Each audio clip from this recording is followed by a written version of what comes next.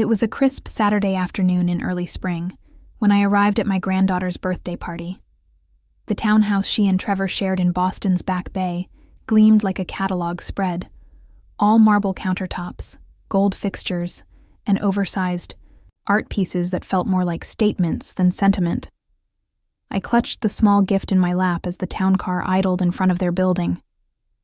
My hands trembled slightly, not from age, though age certainly had its grip on me, but from nerves. I'd spent weeks knitting those two tiny dolls. One resembled Isabel, or Izzy, as she now insisted on being called, in a delicate lace gown. The other, Trevor, in a gray tuxedo with a pocket square stitched from one of James's old handkerchiefs. My late husband would have smiled at that. Inside Izzy's doll, tucked gently beneath the yarn, I'd hidden my grandmother's engagement diamond. It had been passed down to me, then reset by James on our 50th anniversary. Izzy had admired it once during a quiet lunch, tracing its setting with a reverent finger. She didn't know I noticed, but I did. I'd wrapped the gift in soft blue, tissue from a small stationery shop in Lexington, the same shop where Izzy worked during college. Back then, she used to call me just to chat. Now, she barely texted. Still, I told myself, a thoughtful gift might spark something. A memory. A smile. A piece of the old connection we used to share. When I stepped into the building, the doorman didn't recognize me. I had to show ID to enter. That should have been my first clue. Grandma Margaret is here. Charles, my son, called lazily from the kitchen, not even bothering to turn around. His tone had all the warmth of a traffic report. Mildly inconvenient, largely irrelevant. The room was filled with people I didn't know. Izzy's friends from graduate school. Trevor's co-workers. A few family members here and there. The scent of white wine and expensive cologne clung to the air like arrogance. Everything shimmered with polish and performance. I found Izzy standing near the fireplace, radiant in a silk blouse and trousers that probably cost more than my monthly pension. She was holding court, laughing lightly at something Trevor said. He had the smug charm of a man who thought love was an asset, and relationships, investments. "Happy birthday, sweetheart," I said, approaching her slowly. I extended the box with both hands, careful not to drop it. Her manicured fingers, nails like glass, accepted the package as if it were slightly too delicate or possibly diseased. A few heads turned. "Oh, thank you, Grandma," she said, her voice high and light, already tinged with performative tolerance. "Open the little one first," called out Penelope, my daughter-in-law, clinking her glass to get everyone's attention. "Start small and work your way up." I stepped back as Izzy peeled the paper, a thin smile on my face. My heart thumped against my ribcage. I felt like a child about to be graded. The room fell silent as she lifted the lid and revealed the dolls. There was a beat, just a second, before her lips curled upward. "Oh," she said, holding them up by the fingertips, one in each hand. "This present looks so tacky." The word hit me like a slap. Someone snorted. Trevor chuckled. "Well, I guess we know what's going in the Goodwill box," he said. A wave of laughter surged across the room, polite, exaggerated, indulgent. Charles let out a loud bark of a laugh. Penelope followed with her breathy titter. I stood there, shrinking. "I mean, Grandma," Izzy added. "You do know we have a registry at Bloomingdale's, right?" The dolls dangled like limp insults. The diamond inside, invisible, unacknowledged, might as well have been dust. I opened my mouth. I wanted to explain, to say something about the detail, the time, the meaning. I wanted to say you didn't even look. But before I could, Charles placed a hand on my arm. "Mom," he said with a sigh. "We've been thinking maybe it's time we talk about your finances. These little crafts. I mean, maybe you've got too much time on your hands." I stared at him. My own son. His voice wasn't unkind, just dismissive. Like he was diagnosing a harmless mental fog. Like I was already a few steps into irrelevance. Looked around the room. Nobody met my eyes. Nobody except Jacob, my grandson. He stood near the back, a camera slung around his neck, his expression tense and unreadable. Our eyes met for a moment, just long enough for his brow to furrow, just long enough for me to know he saw. I left quietly after that. No dramatic exit, just a whispered goodbye that no one heard. As the town car pulled away from the curb, I finally allowed the tears to slide down my cheeks. Not just from hurt, but from realization. They didn't see me anymore. Not as a person. Not even as family. Just a relic. An extra.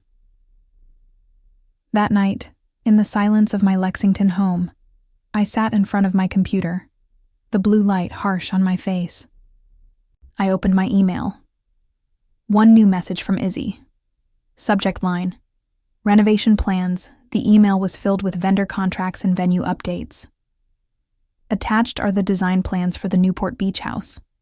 We've already sent the wedding invitations, so construction starts next month.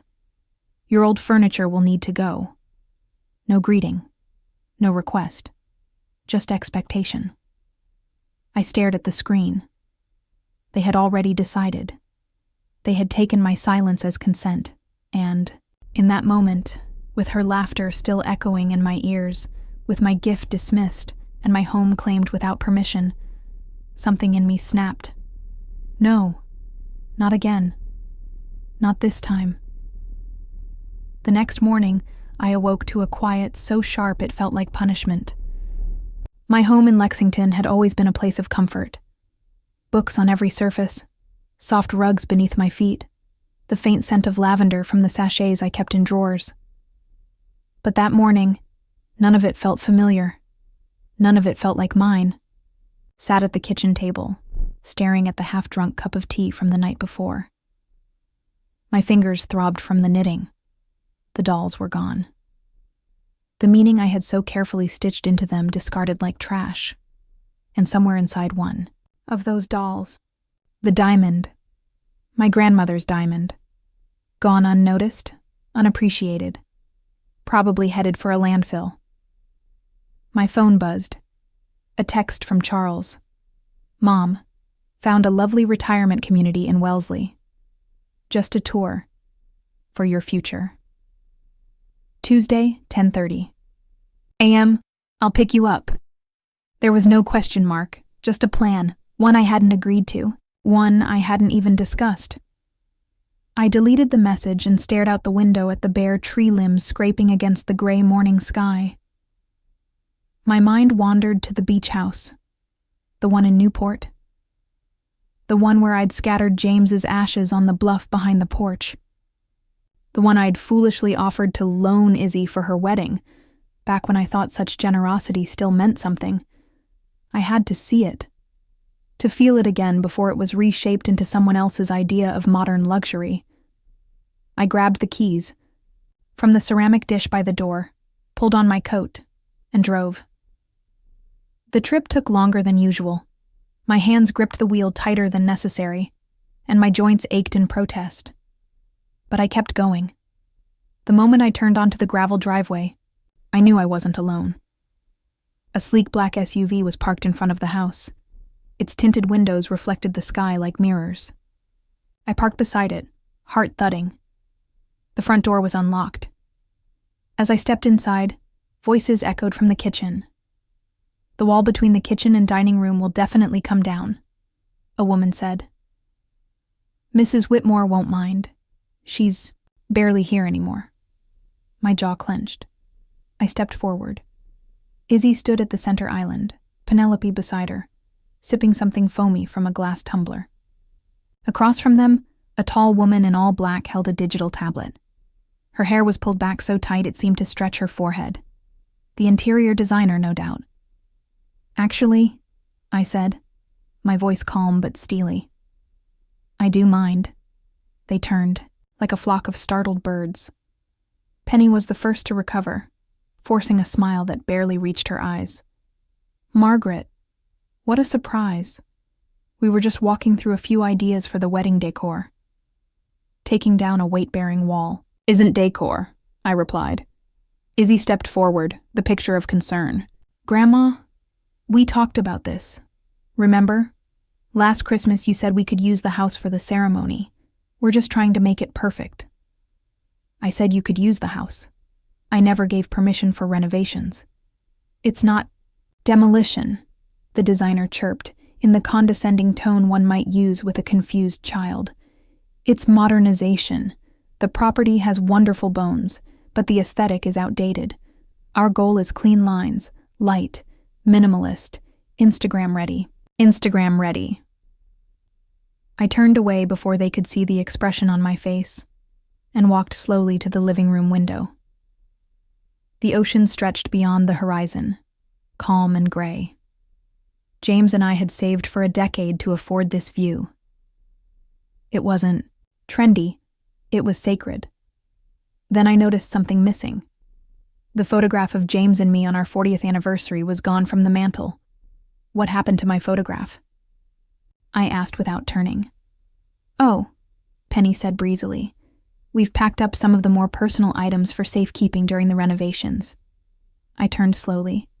Where? In the garage, she said too quickly. They didn't ask. They didn't check. They simply removed what didn't match their vision. I'd like to be alone in my house, I said quietly. Now. There was a beat of silence. But Izzy began. Now. They left, the front door clicking behind them. I made my way to the garage. It smelled of damp cardboard and mildew. In the far corner sat 3 boxes, marked in black marker. Margaret's things. I opened the top one. Inside, James's, books, our anniversary album, the photograph from the mantel, and the knitted dolls. Crumpled. Thrown in without care. Still together. I held them for a moment, cradled in my hands like something precious and fragile, the hidden diamond still inside. They hadn't even looked closely. They never did. Back in the kitchen, I poured myself a glass of water and sat down. My phone rang. Charles. I considered ignoring it. Then I pressed accept. Mom, he said, breathless as if he'd been pacing. About the retirement community tour, you didn't respond. I saw it. Well, it's just an idea. They've got a great medical facility. You'd be around people your age and... Charles, I interrupted. I'm not moving, and I'm not interested in being managed. There was silence on the line. Then, carefully, he said, Penny and I were thinking, maybe it's time we consider transferring the beach house into a family trust. It would be for tax reasons, of course.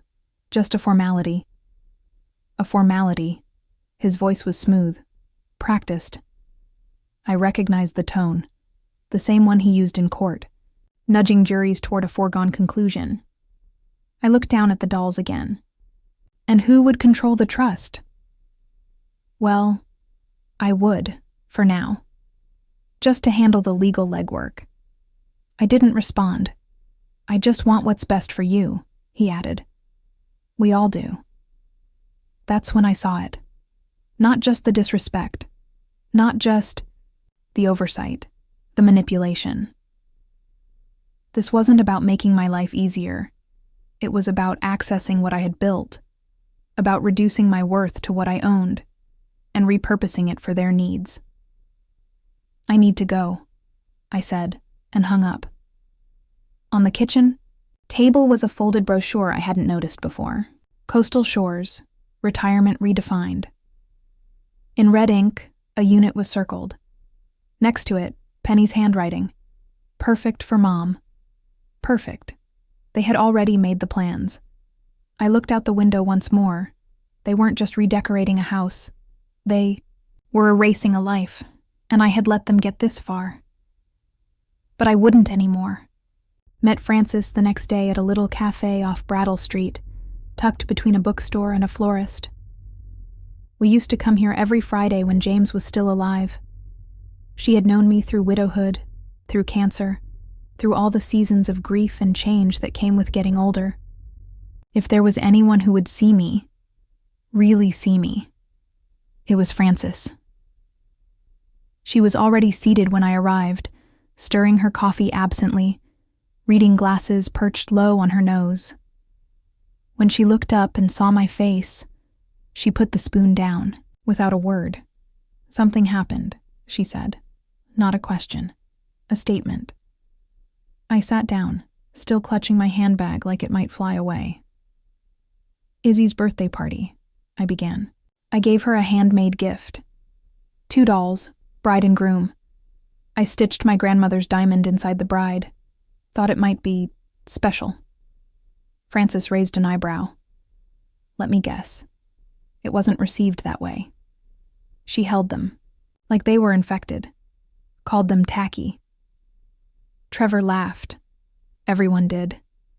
Francis winced. "I'm sorry. I left early. I cried the whole way home. That night she sent me wedding renovation plans. For my beach house. My house. Like I was just a supplier, no thanks. No discussion, just expectation." Francis didn't speak for a long time. Then she asked quietly, "Do you still have the dolls?" I found them thrown in a box in the garage at the house. Diamond still inside. They never even looked closely. She reached across the table, took my hand. "Margaret, this isn't just disrespect. This is tactical. They're positioning themselves." I frowned. Positioning? Charles mentioned a trust, didn't he? Yes. Have they asked for power of attorney? 3 times since Christmas. Francis sat back, eyes narrowing. They're maneuvering. A trust lets them control your property. Power of attorney gives them access to your accounts. The retirement brochure? It's the setup. Move you out, take over your estate, frame it as caring. "But they're my family," I said, my voice smaller than I wanted it to be. "No," Francis said. "They're people. Family is earned. Right now they're acting like predators circling a resource." The words landed like stone. I didn't cry. Not this time. "I need to be sure," I said finally. Francis nodded. "So, make sure. Verify what's yours, what's protected, what's exposed." That night, I called Jacob. He answered on the first ring. "Grandma? I need to ask you something. Difficult." "Okay. Do you know if your father is in financial trouble?" He hesitated. Yes. I think he is." My stomach clenched. "Tell me." "Last week I found some statements. He printed at home. I didn't mean to snoop. I just needed the printer. But they were sitting right there. Second mortgage papers, notices from investors, and credit cards. A lot of them." I closed my eyes. "So it's real. There's more." I overheard him talking to someone about consolidating your investments. He said something like, "We just need her to sign off and we're in the clear." We. I thanked Jacob, then sat alone in the dark with nothing but the soft tick of the wall clock. They weren't just preparing for the future, they were counting on me to fund it. The next morning, I drove to a small neighborhood bank in Arlington, the one James and I had opened an account at 30 years ago. I hadn't been there in ages. The lobby looked exactly the same. Dusty green carpet, walnut trim, and the faint smell of old paper.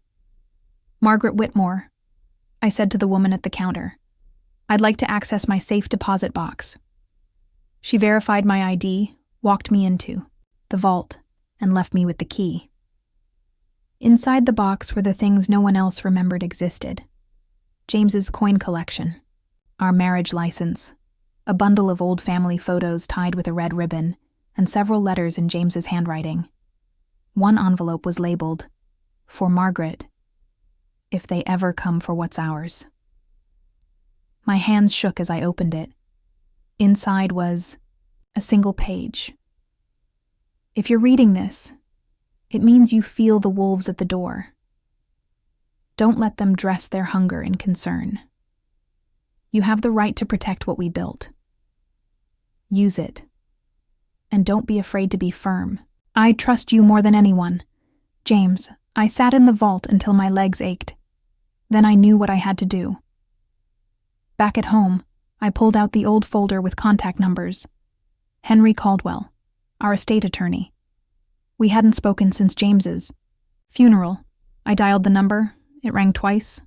Caldwell Law Group, a woman answered.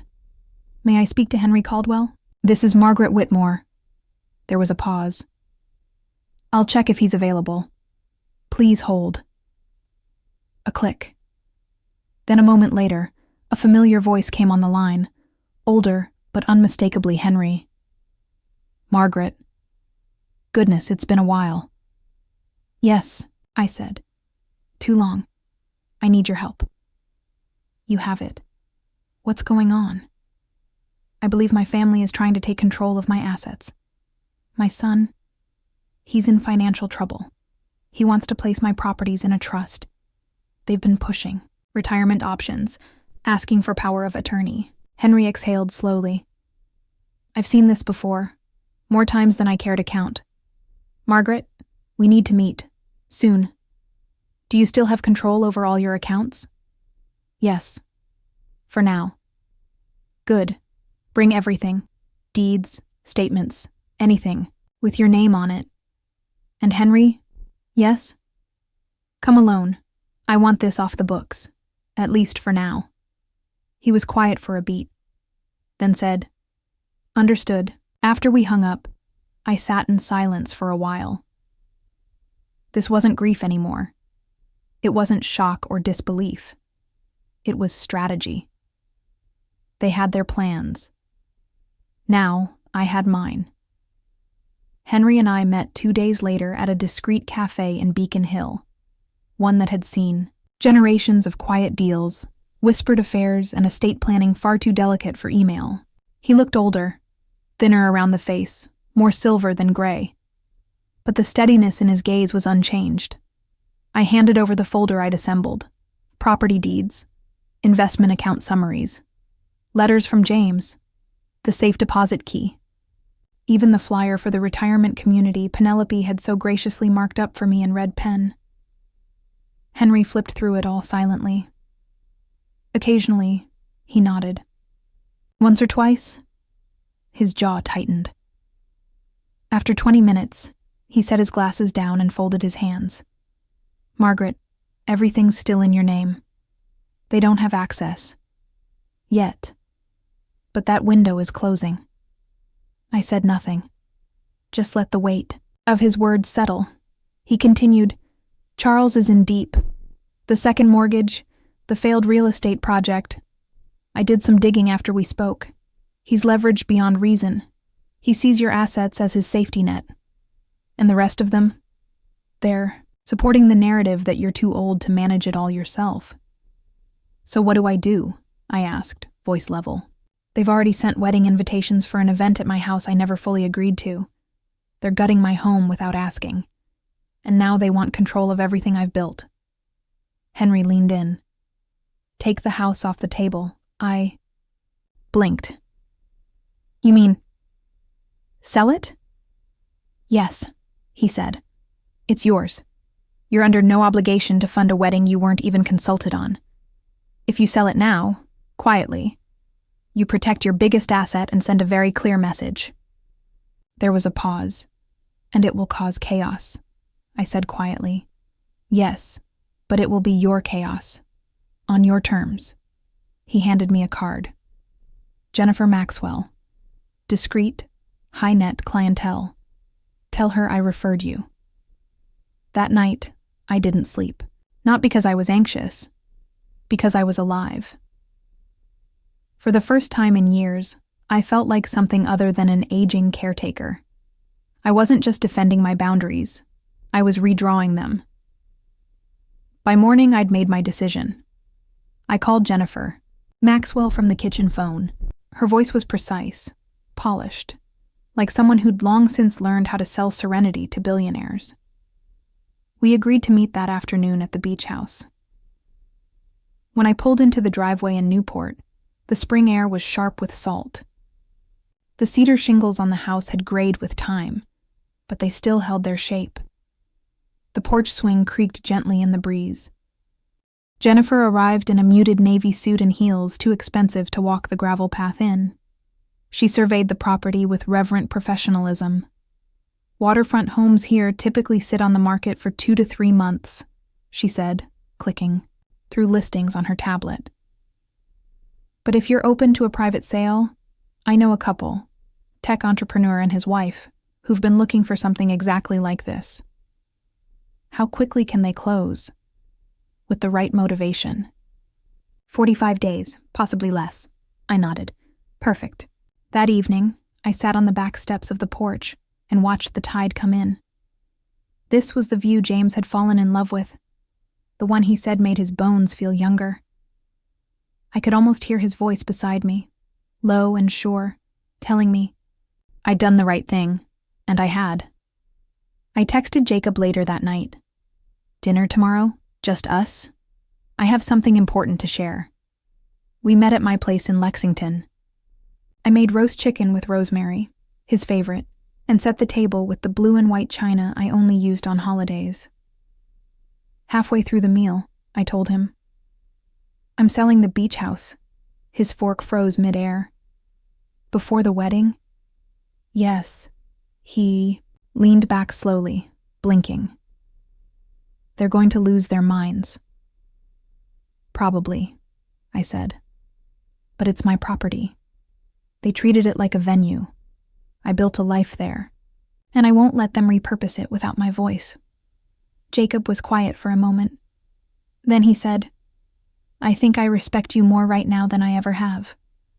And I already respected you a lot. His words made my throat tight. Thank you, Jacob. He sipped his water, then asked, Does Dad know yet? No, and he won't until the contracts are signed. Jennifer called 3 days later. They want it, full asking price, and they're offering an additional $50,000 if you can close in 30 days. 30 days, less than a week before Izzy's wedding. Tell them yes, I said without hesitation. Over the next week, I drove to the house alone several times. I packed up James's books, the family photo albums, the little wooden box that held a pinch of his ashes. I found swatches of fabric tacked to the bedroom wall, swatches I hadn't chosen. In what had been our bedroom, there were now bridal, magazines, paint samples, and a mood board labeled Bridal Sweet Vision. I took one last walk through the house at dusk. The windows glowed gold from the sunset. The porch creaked beneath my feet. I said goodbye to the kitchen where I'd taught Izzy how to bake when she was 9, to the cove where Charles had learned to swim, to the dining room that had held 25 Christmas dinners. Then I locked the door, drove back to Lexington, and slept through the night without waking once. The next morning, I emailed Jennifer to confirm the sale timeline. Closing in 28 days, I then texted Jacob again. Just so you know, it's official. He replied within minutes. Proud of you. Want help packing boxes this weekend? I smiled at my phone. They would come for me. The calls, the outrage, the accusations. I knew it was coming, but I was ready. This time, the story wouldn't be written for me. It would be written by me. The first call came at 11:23 p.m. on a Thursday. My phone lit up beside the bed. Charles. I let it ring. A minute later, another call, then another. Then the texts began. Is this true? You sold the house without telling anyone? What about the wedding? Call me. Now. Then one from Izzy in all capital letters. Please tell me this isn't real. I silenced the phone and rolled over. The next morning, Charles showed up at my door in joggers and a windbreaker, panting like he'd run from Wellesley instead of driving. His face was blotchy, his hair damp with sweat. "What the hell are you doing, Mom?" he demanded before I could even say hello. I stepped aside, letting him in. He paced my living room like a caged animal. "A private sale? Through Jennifer Maxwell? Behind our backs?" "I used a qualified realtor. She came highly recommended." I poured myself a cup of tea, not bothering to offer him one. "The wedding's in 4 weeks. 4. We've sent invitations, placed deposits. This is the venue, Mom." "No, Charles," I corrected calmly. "It was my home. When you all decided to turn into a rental hall without so much as a conversation." He rubbed his forehead. "This is about the birthday party, isn't it? The dolls?" "No," I said, though of course it was partly that. "It's about decades of being treated like a fixture instead of a person, a resource, a footnote, a silent benefactor. I was going to talk to you. You were planning to consolidate my accounts." "Without my knowledge," I said. "Jacob told me." His mouth snapped shut. "That's not what it looks like." "It's exactly what it looks like." He stared at me for a moment, eyes darting, the gears in his mind spinning. "You're making impulsive decisions. You're under stress. You're getting older." "I'm old, Charles. Not incapable. Don't confuse the two." That afternoon, a formal email arrived from Penelope, subject line, "Family discussion. Urgent." Inside was an invitation for a gathering at their house the following evening. 7 p.m. dinner. Important decisions. I knew exactly what it was, an intervention. I replied, "I'll be there." Then I called Henry. "They're planning a spectacle," I told him. "Do you want to attend?" "Absolutely. I have nothing to hide." Next evening, I dressed with deliberate care. Navy pantsuit, pearl earrings, hair done, light makeup. I looked in the mirror and saw not an old woman losing her grip, but a matriarch who had simply remembered her spine. When I arrived at their Wellesley home, the lights were warm and soft. The table was set but untouched. Charles, Penelope, and Izzy sat waiting, expressions rehearsed. Jacob stood slightly off to the side, arms crossed. He met my gaze and gave the faintest nod. "Mom," Charles began. "We're all concerned. Your recent choices." "Selling my own home?" I asked. "Yes, that, among other things." He gestured to the coffee table, where retirement brochures and legal documents had been neatly arranged like evidence. Penelope leaned forward. "We just want what's best for you. You want what's convenient for you."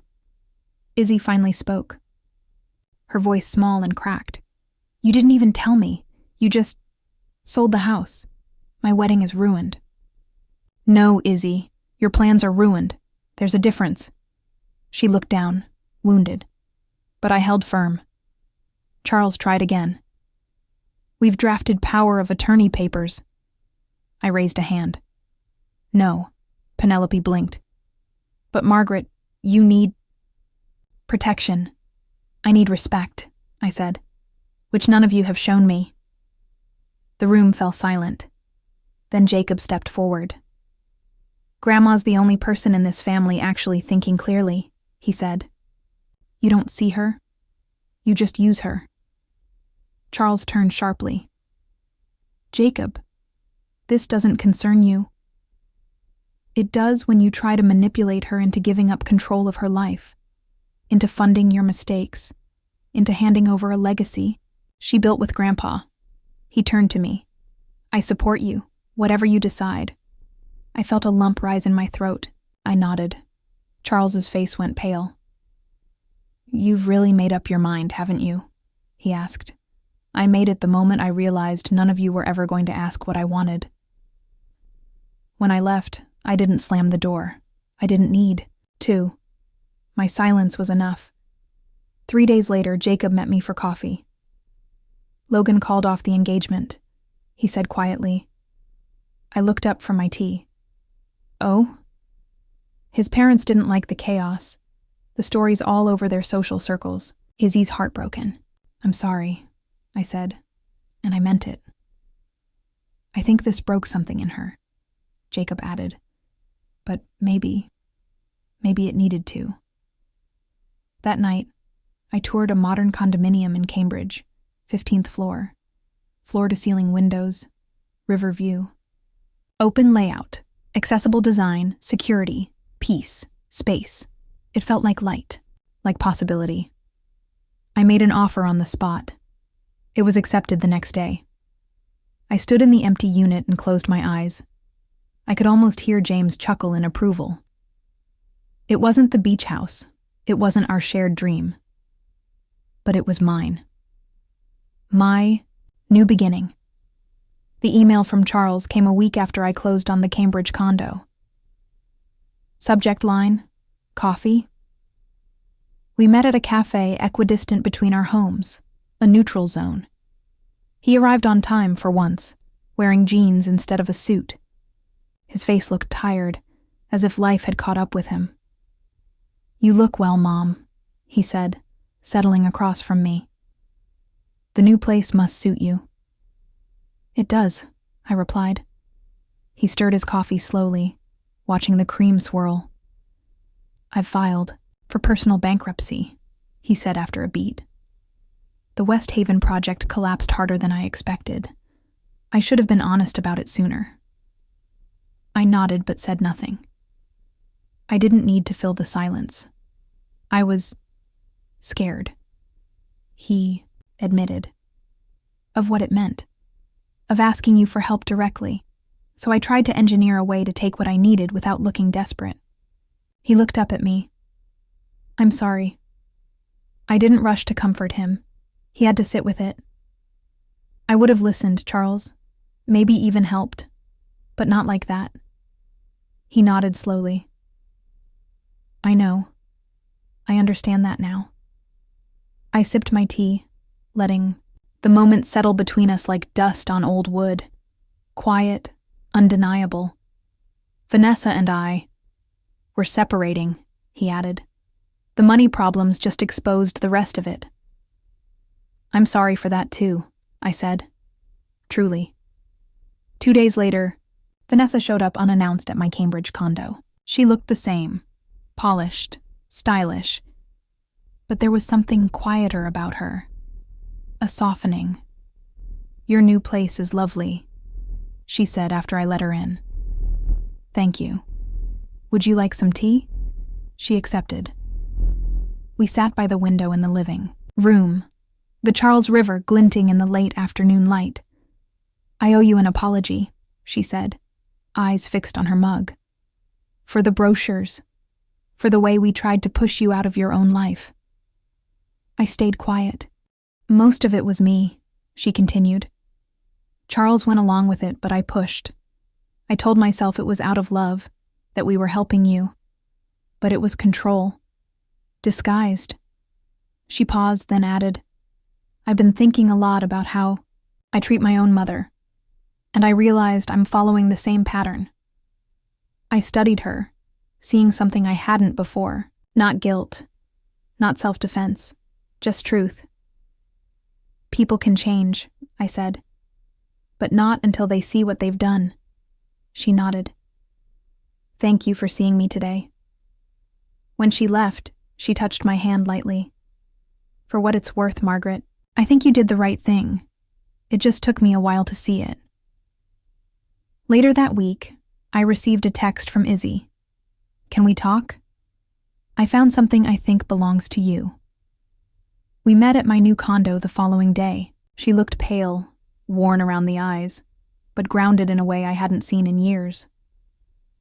I'm in therapy now, she said, as she handed me a small bag. Jacob convinced me. I didn't want to admit I needed it, but I do. I'm glad to hear that. I've been unpacking boxes from the apartment. Stuff I shoved aside after the wedding fell apart. I found the dolls. I froze. You kept them. I almost threw them away. I told myself they were meaningless. But something stopped me. She pulled one from the bag. The bride. Her yarn dress a little flattened. Her stitched smile unchanged. I remembered what you said. about looking closer.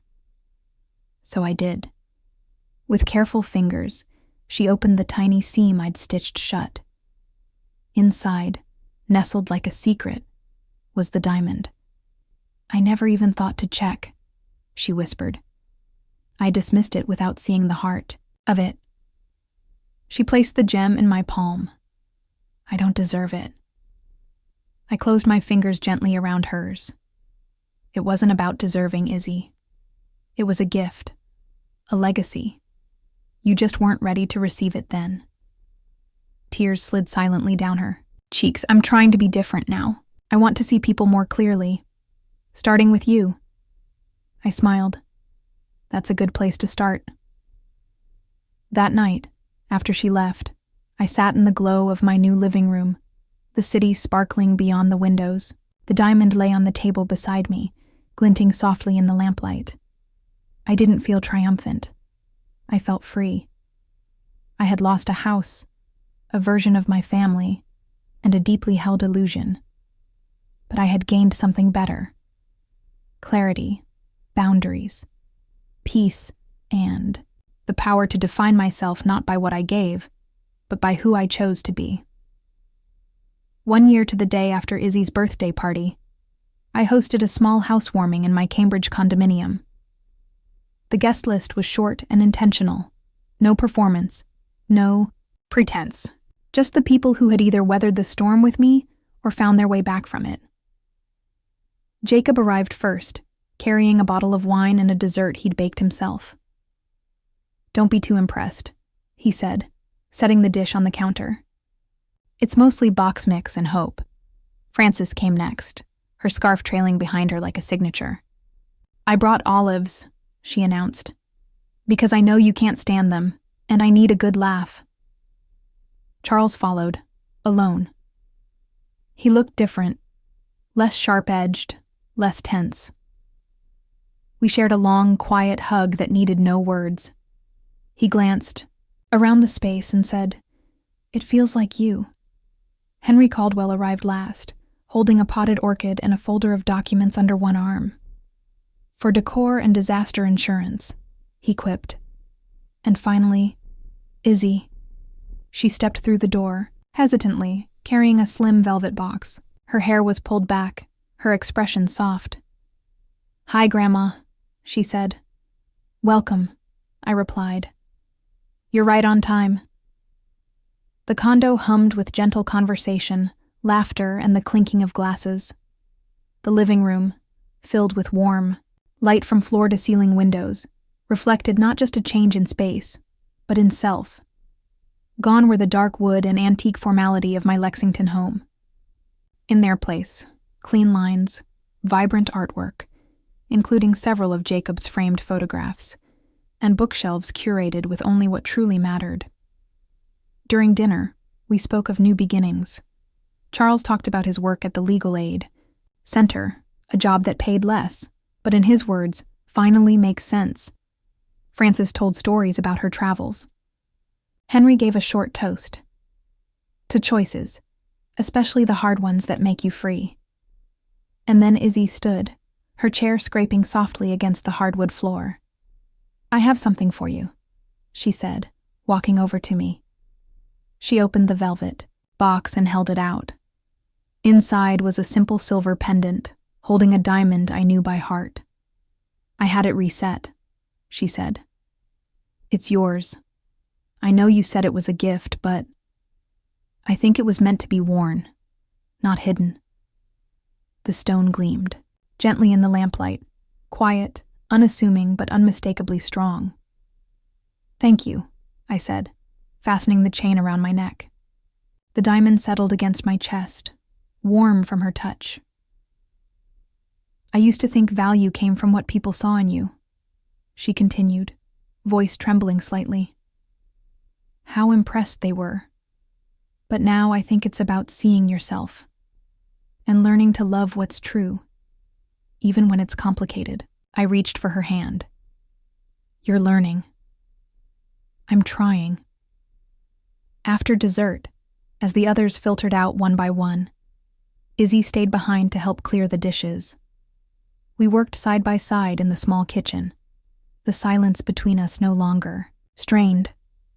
"Therapy's hard," she said, rinsing a plate. "Growth usually is. I had to unlearn a lot. About what success looks like, about love, about you." I dried the plate and stacked it on the rack. "You're not the only one who had to unlearn some things," she smiled. "Maybe we're both learning how to start again. Honestly this time." Later, I stood alone on the balcony, watching the lights of the Charles River shimmer beneath the rising moon. The pendant was cool against my skin, grounding me. This wasn't the life I'd imagined. Not the house James and I built. Not the family dynamics I once tried so hard to maintain. But it was mine. Truly, wholly mine. And for the first time, I wasn't the background character in someone else's narrative, the giver, the fixer, the quiet supporter. I was the author of my own story.